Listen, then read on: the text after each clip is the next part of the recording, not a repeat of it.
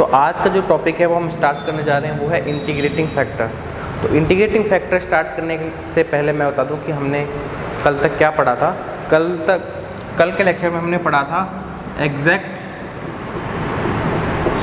Homogeneous differential equation. ठीक है, कल यदि आपने वो लेक्चर नहीं देखा है तो आप लास्ट लेक्चर देख सकते हैं। हमने कल देखा था कि एग्जैक्ट होमोजीनियस डिफरेंशियल इक्वेशन क्या होती हैं, हम कैसे किसी इक्वेशन को डिटेक्ट करेंगे कि वो एग्जैक्ट होमोजीनियस इक्वेशन है। तो मैंने बताया था कि चेक करने के लिए हम क्या करते हैं, यदि कोई equation m dx plus n dy equal to 0 के फॉर्म में दी हुई है तो इस होमोजीनियस इक्वेशन को एग्जैक्ट हम चेक करने के लिए क्या करते हैं, हम m का y के रेस्पेक्ट में और n का x के रेस्पेक्ट में पार्शियल डिफरेंशियल निकालते हैं और देखते हैं कि दोनों यदि बराबर आ जाते हैं तो हम कहते हैं कि वो equation exact homogeneous differential equation है। और उसको सॉल्व कैसे करते हैं, सॉल्व करने के लिए हमने ये देखा था कि सॉल्व करने के लिए हम ये वाला फॉर्मूला यूज़ करते हैं m dx plus integration n minus del del y m dx और dy इक्वल टू कॉन्स्टेंट। तो ये जो फॉर्मूला है ये यूज होता है उस इक्वेशन का आंसर निकालने के लिए। तो ये दोनों टॉपिक मैंने लास्ट लेक्चर में कवर कर दिए हैं, यदि आपने वो नहीं देखे हैं तो लास्ट लेक्चर देख लीजिए। इसके बाद अब हम आते हैं आज के टॉपिक पे जो है इंटीग्रेटिंग फैक्टर।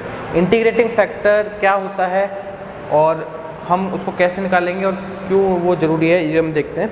तो देखिए मैं बताता हूँ, इंटीग्रेटिंग फैक्टर की जरूरत जो हमें पड़ी है वो पड़ी है यदि कोई इक्वेशन एग्जैक्ट इक्वेशन ना हो। तो इंटीग्रेटिंग फैक्टर को इसको हम कह सकते हैं कि जो इंटीग्रेटिंग फैक्टर है, ये जो इंटीग्रेटिंग फैक्टर है ये क्या करता है, किसी भी नॉन एग्जैक्ट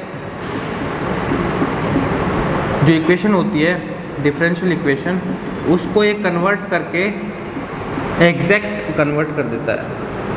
ठीक है, तो ये क्या है, क्या करता है ये इंटीग्रेटिंग फैक्टर, एक तरह से फंक्शन ऑफ एक्स वाई होता है। इंटीग्रेटिंग फैक्टर क्या है, ये एक फंक्शन ऑफ एक्स वाई है, ये एक्स वाई का एक फंक्शन है जिसको यदि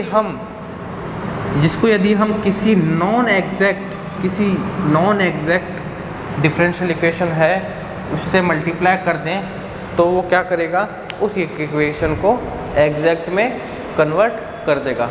जैसे मैं बताता हूँ कि मान लीजिए हमारी एक इक्वेशन है m1 dx plus n1 dy equal to 0। ठीक है, ये इक्वेशन है, इसको हमने चेक किया तो इसका जो m1 डेल y और ये n1 dx ये इक्वल नहीं आया। इक्वल आ जाता है तो ये एग्जैक्ट इक्वेशन हो जाती है, लेकिन यदि हम देखते हैं कि इक्वल नहीं आ रहा, इसका मतलब कि जो इक्वेशन है एग्जैक्ट नहीं है। अब इस नॉन एग्जैक्ट इक्वेशन को यदि हमको एग्जैक्ट इक्वेशन में कन्वर्ट करना है तो इस इंटीग्रेटिंग फैक्टर जो कि हमारा है f(x(y), उससे यदि हम मल्टीप्लाई कर दें पूरी इक्वेशन को तो ये मल्टीप्लाई कर ऐसे जाएगी f(x(y) m1 dx plus f(x(y) n1 dy equal to 0। जो नई इक्वेशन बनी है, अब जो ये इक्वेशन बनी गई ये क्या हो गई, एग्जैक्ट इक्वेशन हो गई। तो अब इस एग्जैक्ट इक्वेशन का सॉल्यूशन हम निकाल सकते हैं। तो इंटीग्रेटिंग फैक्टर क्या हुआ, integrating factor is the function of X Y which converts the non exact differential equation into an exact differential equation.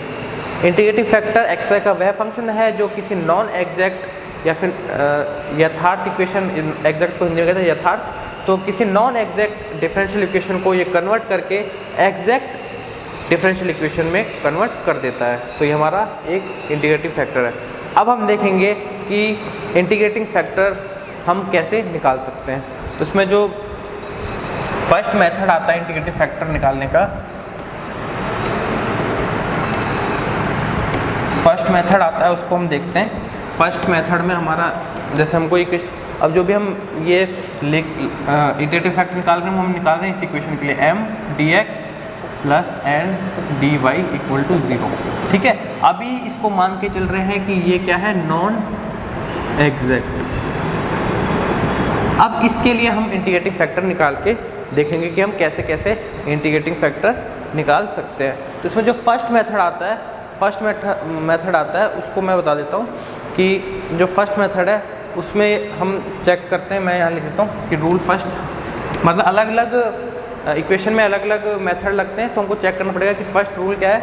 यदि हम फर्स्ट रूल में देखते हैं, फर्स्ट रूल हमारा आता है रूल 1, यदि उसमें हम देखते हैं कि हमारी इक्वेशन इस प्रकार दी हुई जो नॉन एग्जैक्ट है, और हम उसमें इस प्रकार निकाल के देखते हैं कि m x plus N Y, इसकी वैल्यू निकालते हैं। m जो हमारा ये है इसको x से मल्टीप्लाई प्लस n इंटू इसको y से मल्टीप्लाई करते हैं, और इसकी वैल्यू क्या आ जाती है, नॉन जीरो आ जाती है।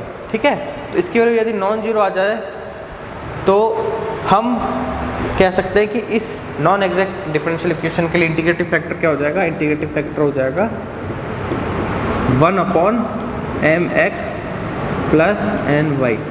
तो हम क्या करेंगे, ये जो वैल्यू नॉन जीरो वैल्यू आई है इसको 1/, मिल लेंगे, और ये एक फंक्शन ऑफ एक्स आ जाएगा, और इसको मल्टीप्लाई कर देंगे पूरी इस इक्वेशन में। तो अब जो हमारी इक्वेशन बनेगी वो हमारी क्या हो जाएगी, एग्जैक्ट डिफरेंशियल इक्वेशन। फिर इसको चेक करने की जरूरत नहीं है कि ये एग्जैक्ट है या नहीं, क्योंकि ये इंटीग्रेटिव फैक्टर अपना आप इस इक्वेशन को एग्जैक्ट डिफरेंशियल इक्वेशन में कन्वर्ट कर देता है। अब ये एग्जैक्ट में कन्वर्ट होती है, हमारा डायरेक्ट सेकंड स्टेप लगा के इसका डायरेक्ट जो फॉर्मूला है उससे आंसर निकाल देंगे। तो हमारा ये रूल फर्स्ट है।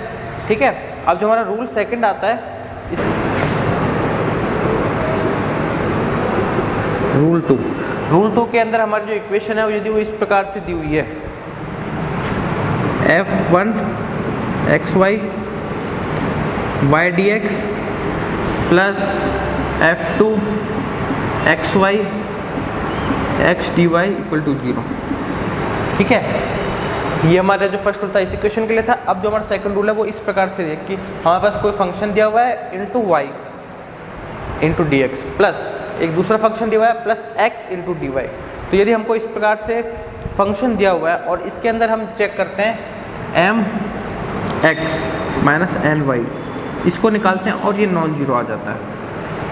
ठीक है, ये नॉन जीरो आ जाता है, तो उस केस में हमारा जो इंटीग्रेटिव फैक्टर हो जाएगा, इंटीग्रेटिव फैक्टर हो जाएगा हमारा 1/mx माइनस एन वाई, ये हमारा इंटीग्रेटिंग फैक्टर होगा।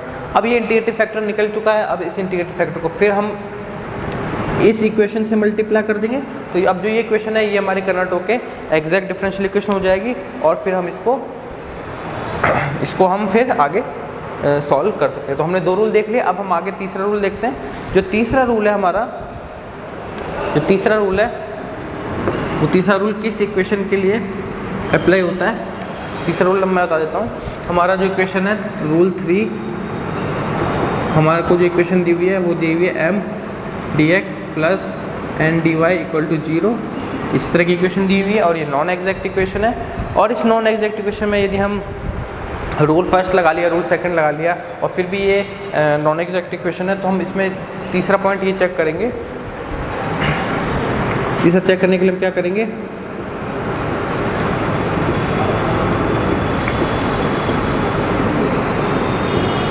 इसकी वैल्यू निकालते हैं। ठीक है, तो हम एग्जैक्ट के लिए हमको ये निकालना तो होता है, ये निकालना होता है। अगर ये एग्जैक्ट हुई तो ये दोनों बराबर होंगे, तो ये वैल्यू अपने आप 0 आ जाएगी।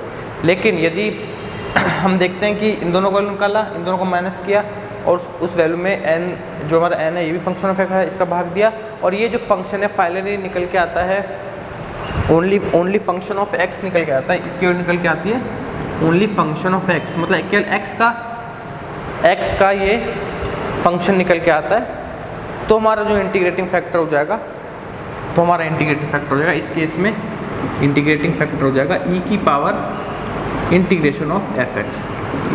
ठीक है, ये हमारा इंटीग्रेटिंग फैक्टर हो जाएगा, और इस इंटीग्रेटिंग फैक्टर को हम फिर इस इक्वेशन में मल्टीप्लाई करके इसको एग्जैक्ट इक्वेशन में कन्वर्ट कर देंगे। अब ऐसे हमारा रूल 4 आता है। रूल 4 भी रूल 3 के जैसा ही है, रूल 4 भी रूल 3 के जैसा ही है। उसमें क्या होता है कि हम क्या करते हैं, रूल 4 में क्या है कि हम जो हमारी इक्वेशन है m dx plus N D Y equal to 0, ये नॉन एग्जैक्ट डिफरेंशियल इक्वेशन है, और उसके अंदर क्या होता है, ये हम ऐसे निकालते हैं इसको।